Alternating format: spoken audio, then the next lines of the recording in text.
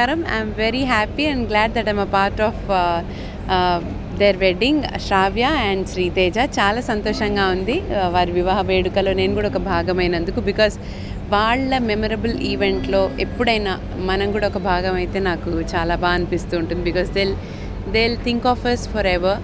So అది నాకు చాలా హ్యాపీగా అనిపిస్తూ ఉంటుంది. And wishing the newly wed couple very very happy married life. May God bless them with lots of love, happiness, peace, health and wealth. So Shravya and Sriteja వెడ్డింగ్కి నేను వచ్చాను అంటే మన వీరు మామ రండి, మీరు సీన్లోకి రావాలి, సో ఫ్రేమ్లోకి రావాలి.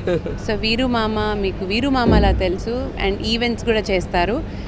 నాకు వీరు మామలా తెలుసు, బట్ ఈవెంట్స్ ఫస్ట్ టైం కదా మనం చేయడం. ఎస్, మీ ఈవెంట్స్లో నేను ఫస్ట్ టైం సింగర్గా రావడం. ఇంకా ఎన్నో చేయాలి మనం కలిసి కొలాబరేట్ అయ్యి. అండ్ శేఖర్ గారు, మిలీనియం శేఖర్ గారి ఆర్కెస్ట్రాతో మా వీరు మామతో కలిసి ఈ ప్రోగ్రామ్ చేయడం అండ్ శ్రావ్య అండ్ శ్రీతేజ వాళ్ళ వెడ్డింగ్లో పాడడం ఇవాళ హైలైట్.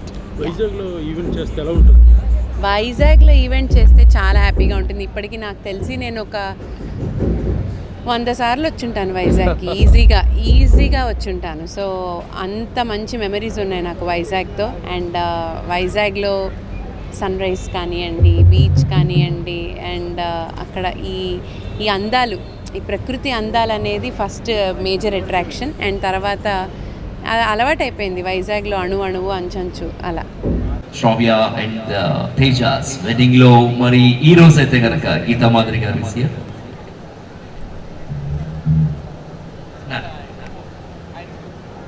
ఓకే.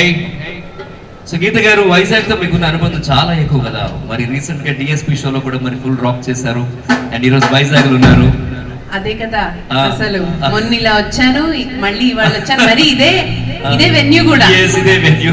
ఈ వెన్యూకి నాకు ఏదో సంబంధం ఉంది.